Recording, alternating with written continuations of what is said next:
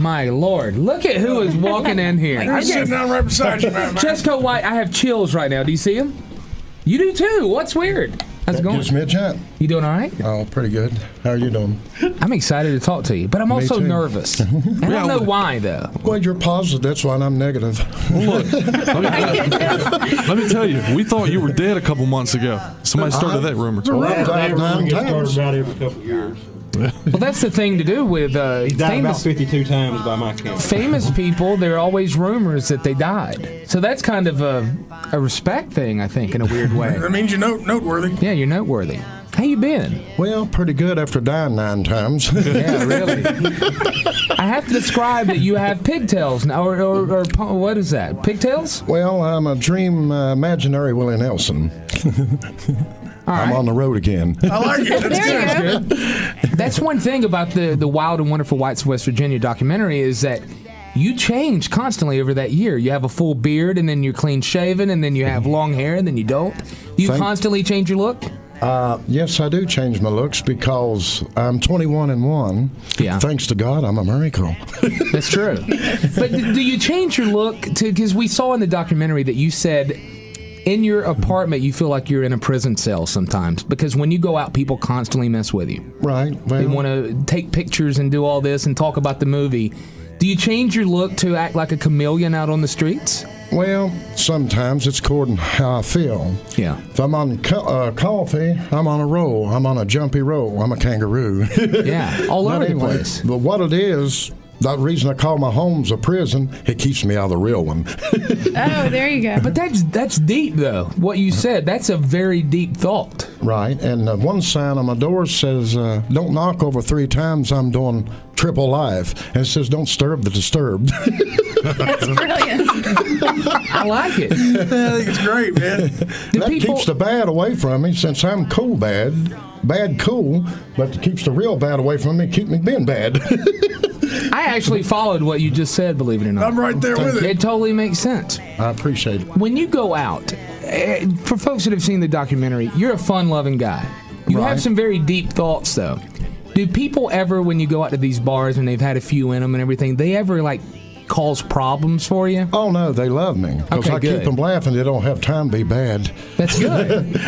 I was going to challenge you to a dance-off today. All right. Always ready. Jesco don't seem nervous at all. He knows Nothing like fun, having a good time. He knows we'll have heart attacks if we even stand up. I know. We're so It's fat. gonna be bad. Can you give me resuscitation if I go down? Well, sure. Okay, perfect. I can come up. Oh, Lord. My goodness. I'm the rising sun. That's right. How long has it been since the documentary was made? I can't tell. Lord, I've lost memory. I'm so famous. I'm 21 and 1, you know. That's true. 22 now. Yeah, 22 now. What's next? What is the next thing we do? Well, Is there anything in the works now? Because I think you need to write a book. You have some thoughts that people need to hear. I've got a lot of good memories. Yeah. But have you thought about putting the pen to the paper? Not yet. Yeah. I need someone to help me write because it'd be a long story. Where's Mamie when you need her? I guess she's somewhere boogie wooging. Is there some kind of tryst in the family right now? Is some kind of disagreement? There was some tension. I heard that. That's how family is. They have issues and problems that I don't want to get into because there's a lot of violent words come out when I want mine to be soft, sweet, and lovable. Which ends up to cussing, but you know everybody does, and they get a little bit pissed. So, in other words, and it's like when you meet people that maybe cause problems, you try to change the subject. You don't like that animosity in your life anymore. It's almost like we're seeing a new Jesco White. Right. I'm trying to be better to better myself with my talent and get it out to the world, to people, and let them know there's more and dancing to me. Yeah. See, I karaoke, which I become the person I'm singing with. Sure.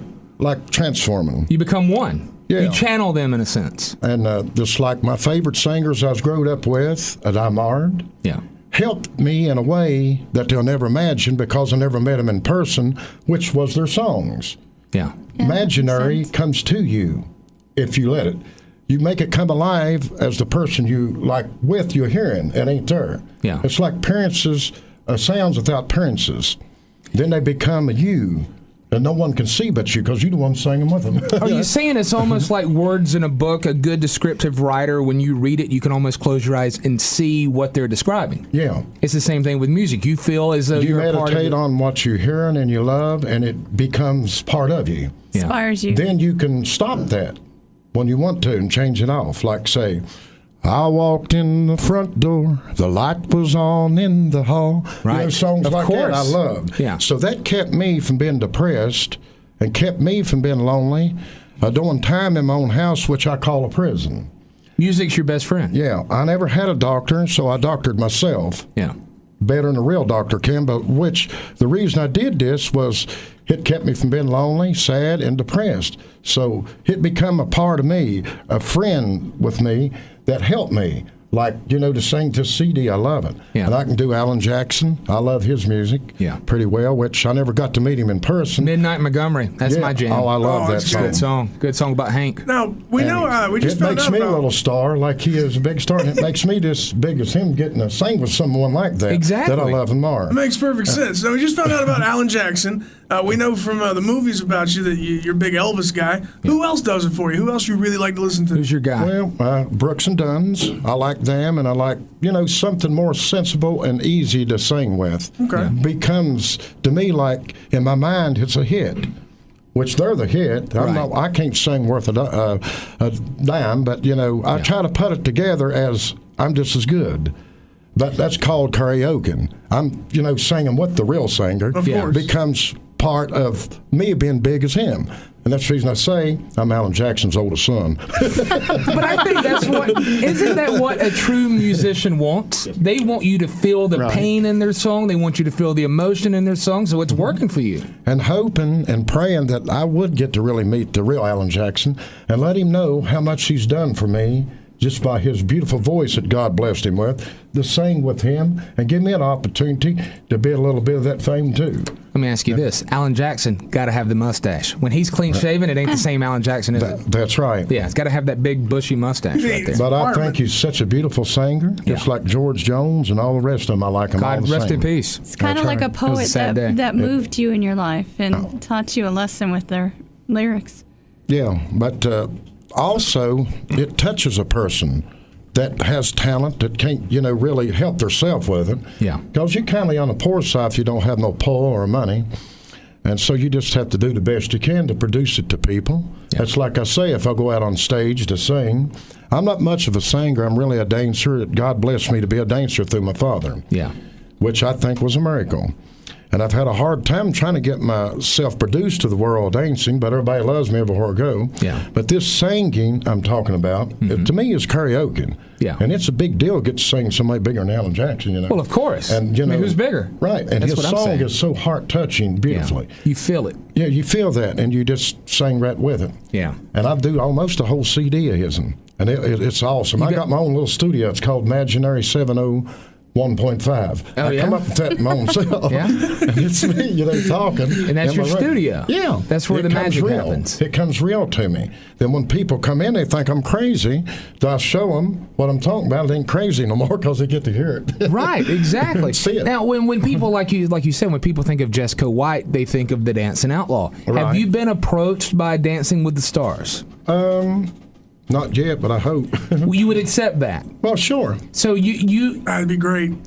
that's what would make that show. It would be good because you get to do different styles of dancing, you get to learn and dance with these other people, and you know, people who aren't interesting, people who are just dying to be in front of a camera. But like the camera has followed Jesco around for many years, trying to find him. Yeah. So It's like, quite the opposite. Yeah, it's like rhythm and blues. If they got the blues, I got the rhythm. Takes the blues away. That's a good point too. It all they cancel each other out. They really. Now, we're going to talk a few minutes about what's going on in Spartanburg, but I have to talk about this. And I know Dan Dill is probably going to hate me for even mentioning this. Is that true? I'll take the blame, Dan. Depends on what it is. Jesco White, how do you feel about Johnny Knoxville? I have to ask. Well, as a journalist, I feel of him as cool, comical, and a good friend. Yeah. So you do not share in what your sister said, that he took advantage of the family? Well, I don't go by publicity and I don't go by stories. I go by the truth because I'm a type of person that lives by the truth in my heart. Yeah. We should have got this elephant out of the room from the start. I'm trying to do it. Well, I want everybody to get along. Well, you wanted my opinion. I don't want to lie to you. Right. I want everybody to get along. I mean, I really do. And the one thing that I'll say this, maybe Johnny Knoxville did get the short end, not the short end of the stick. What am I trying to say? The raw deal here, because it wasn't just Johnny Knoxville doing that documentary. It was a host of people doing it. And I don't think Johnny Knoxville is the guy writing checks. Right. I don't think he's the guy. Probably not. So it's probably not fair to talk about Roger Allen Wade and Johnny Knoxville because he doesn't represent him. But yeah, and that was the whole controversy last time. Is we had Roger Allen Wade was playing at Ground Zero that night. Yeah. And then we had Mamie and Kirk come in, and we talked to them for a little while. And they started talking about Johnny, and then Roger didn't want to play, but. It seems like Roger got past it. Roger's a good dude, and it's like Johnny Knoxville apparently never cared. He didn't give a crap. And Jesco seems good with everybody. Yeah, and Dan Deal seems good with everybody. Has there been a talk of doing an update? Because there's so much that has happened since then. We babies have been born, and then people have been divorced, and all this. Is there going to be an update or something?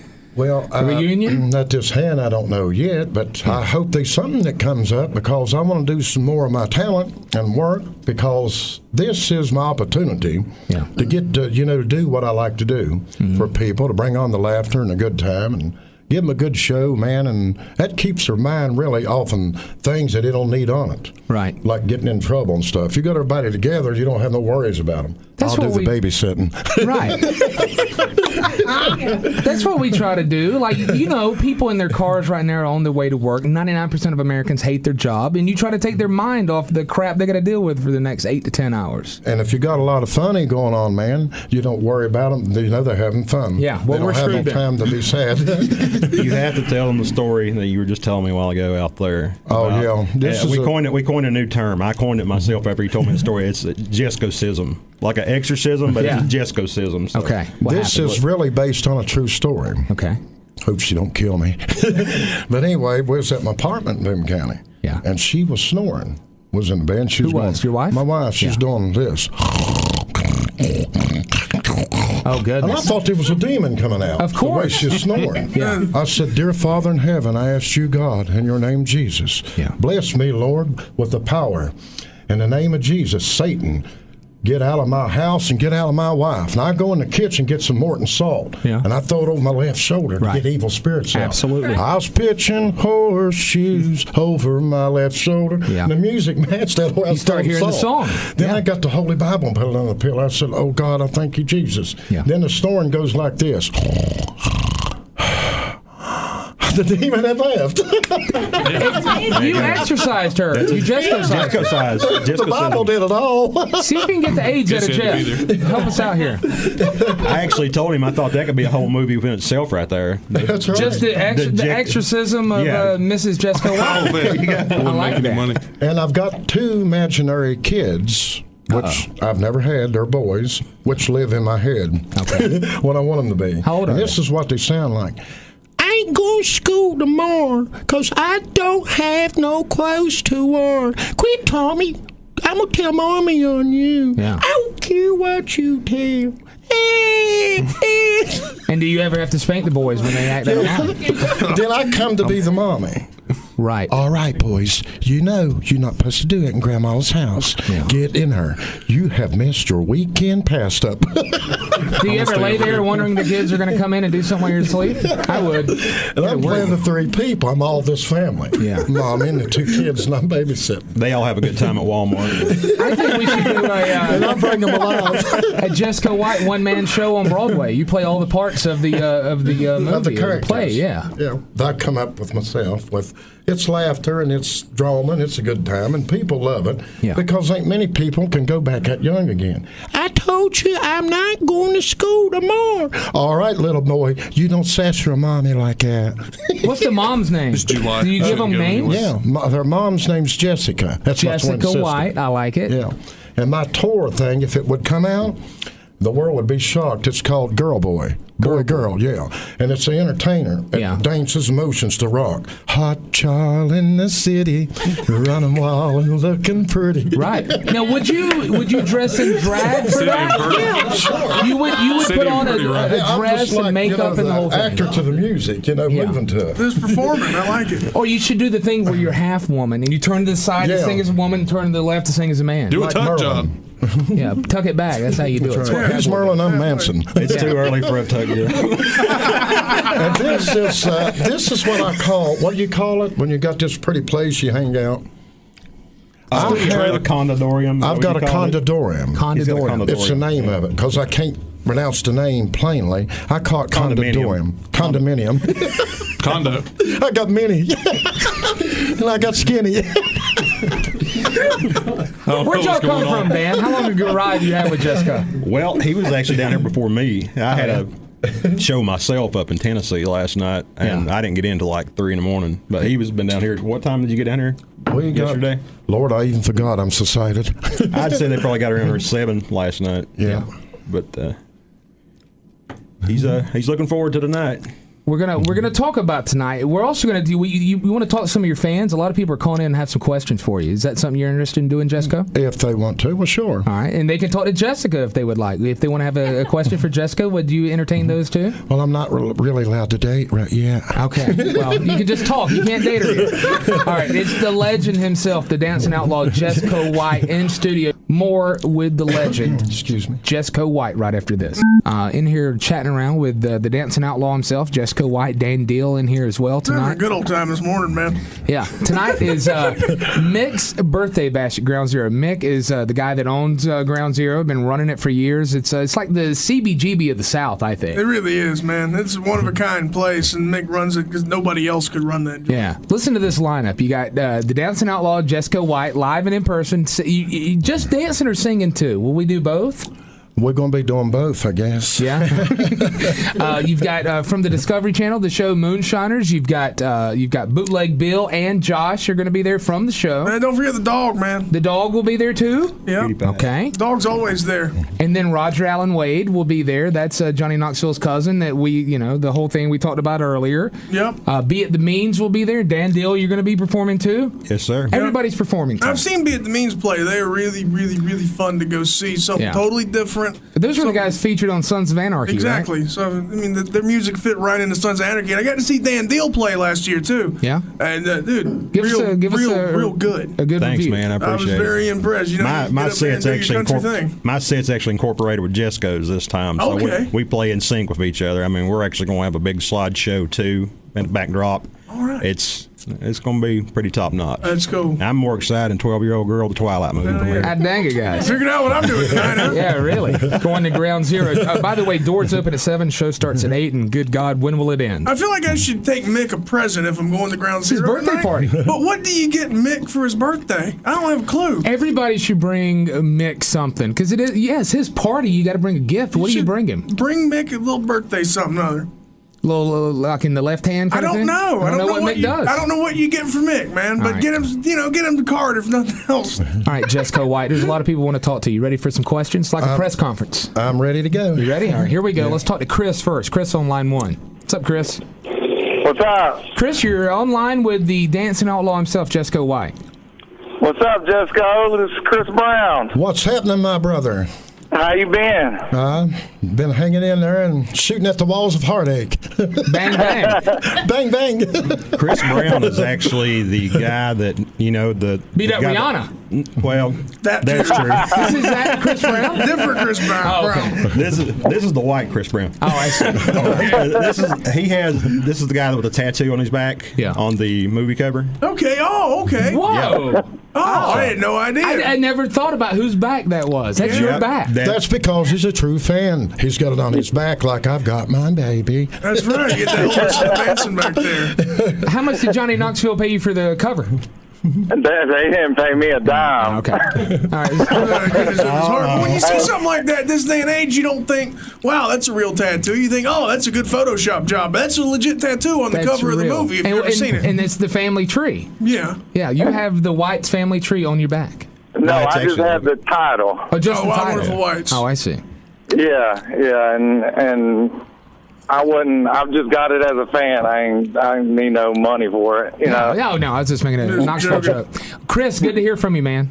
Yeah, y'all take it easy, y'all. Have a good morning. It'll be a wild time tonight. God dang it, Chris. Come out tonight, man. Hang in there, Chris, and keep it rocking, brother. That's one of those things I've heard from a few people over the years is that, oh yeah, the guy who had the tattoo on his back on the cover, he's from around here. Yeah. But you never really believe that's true. You just think it's like, people who say the Undertaker's from Gaffney. Yeah, he's not. He's not. in Tennessee. Where are you living at now, Jesco? I mean, not the address, but what city and state? Tennessee. Yeah. Because we know the whites in West Virginia, what made you, were you almost like your brother Pawnee was? He pulled himself away from it and got out of all the trouble?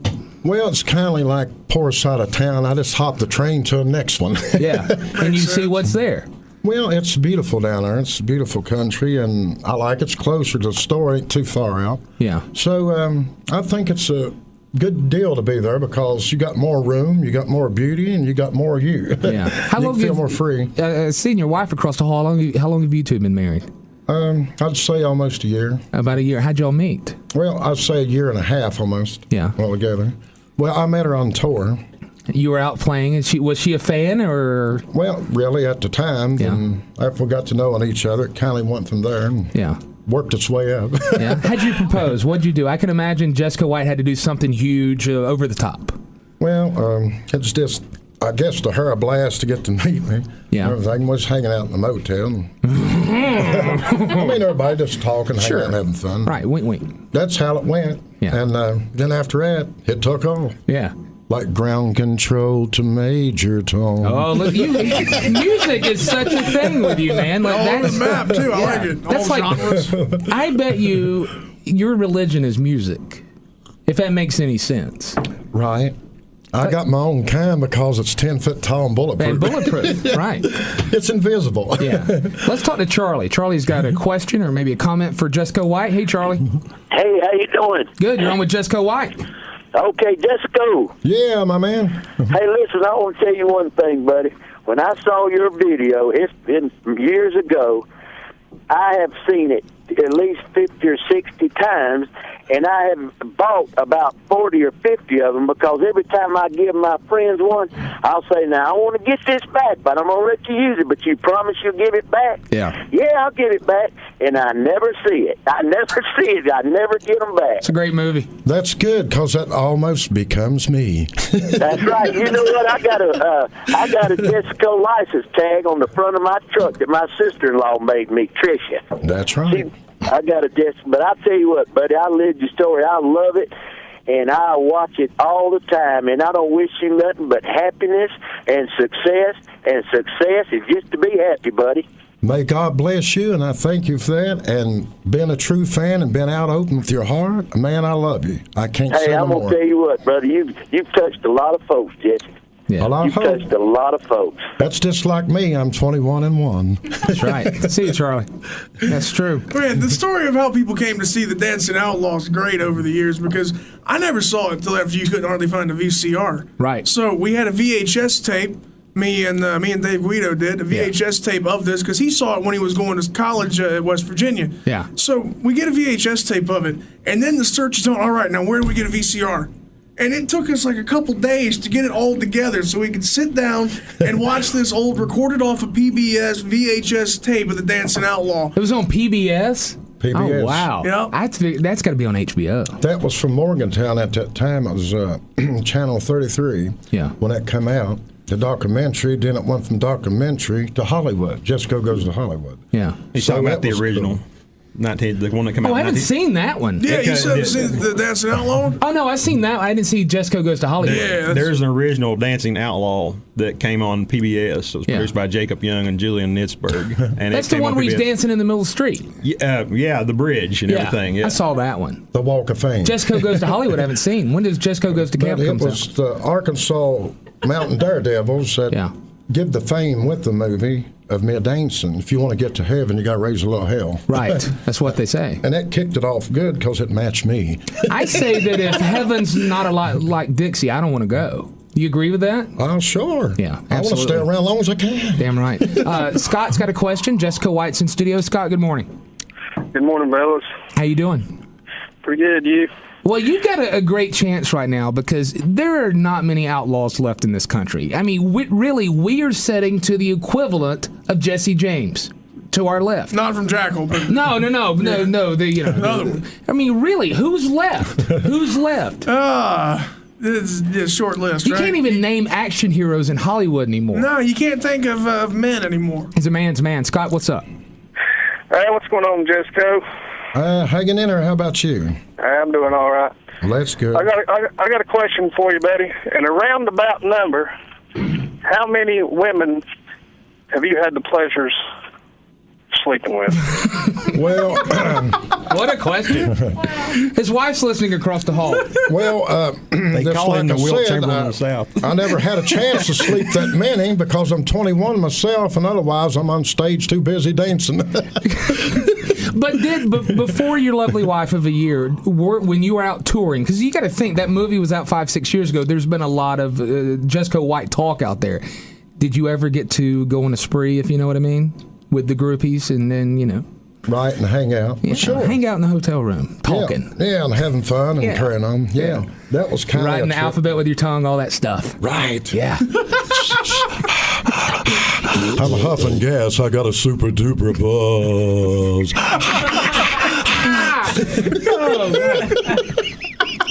Sometimes you wonder things you see in movies. Are they bits? Are they a character? No, they're not. Not all the time, man. Sometimes it's real and it's right in front of you. This is real deal right here. And guys, don't try this at home. That's true. Or you'll be turning into Lady Gaga. Tonight, give me another huff. Man, that was pretty good. This is just a portion of what you're going to get tonight at Ground Zero. You got to go. Birthday bash. You got to go to it. I just put up a link on Rise Guys Facebook. It's tonight. Doors open at 7. The show starts at 8. You've got not only Jesco Outlaw, you've got the Moonshiners from Discovery Channel. You got Roger Allen Wade. You got Be It the Means. You got Dan Deal. I could go on and on. But eventually, Mick's got to go home and go to bed. He does eventually. Can't stay open all night long. I mean, he's running. I'm not sure it's going to happen tonight. Running the show for his birthday, so after it's done, he wants to celebrate himself, I bet. Yeah.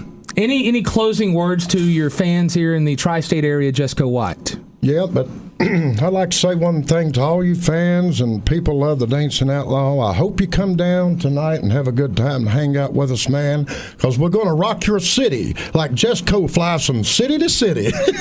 Damn right. No airplane needed, right? That's right. You don't need the wings to fly with me. I got my Folgers in my cup. That's a new tagline. You can find more information at facebook.com/groundzerosc. Go and like the page. And Jesco White, you're a legend. You really are. I know that word is used a lot in our vernacular these days, but you're a legend. Thank you very much. Thank you very much. Dan Deal, you're a legend too.